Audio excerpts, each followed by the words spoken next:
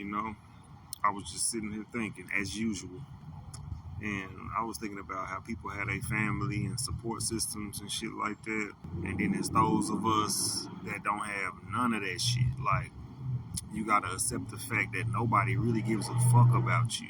I'm speaking to those of us that don't have a support system. We have to realize that it's obvious that no one gives a fuck about us, bro. Feel the hopelessness, man. Feel that pain and that trauma that you feel like shouldn't have happened to you, and embrace it. Because I feel like it happened to us for a reason. Like, I'm a firm believer that none of us are supposed to live exactly the same.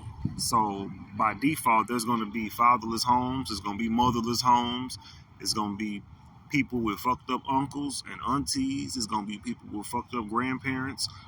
The shit isn't linear. Life isn't linear. So don't never look at your situation like you ain't shit just because you ain't got no daddy in your life, or because you're a good father and you may be going through something with the baby mother. Don't feel like you a deadbeat because you got to go through probably like 2-3 months and not seeing your child to figure shit out. But to bring it back home, to bring my point back home, as I was just not daydreaming, as I was brainstorming, I just sat and thought, like, it's not our fault that nobody gave a fuck about us, bro. But it's up to us to go on ahead and maximize our life. Like, don't walk around with no bitterness. Just to keep from being bitter. Just imagine seeing your family walk past you one day, and think about the respect that you still have for them. Like, you would still want to say hey to them. But ask yourself, why should I say hey to you? And in my darkest moments, you wasn't there. And this is family I'm talking about. We talking about family, and then we talking about people that supposed to be your friends.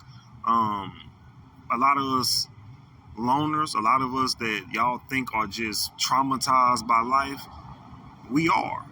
And it's not our fault, but as we get older, we see like, oh, okay, this shit was kind of just probably either supposed to happen, or this is my testimony. This is a story of mine that I can flip and make a victorious story. So yes, I said I want y'all to feel that hopelessness, because it's hopeless. It gives you a sense of hate and grief when you realize, damn, I got put here and no one really gave a fuck to stick it out with me. So yeah, not to make the video too long, but we alone in this world for the most part. And for those of y'all that have support systems, y'all will never understand why those of us that don't have support systems think the way we think.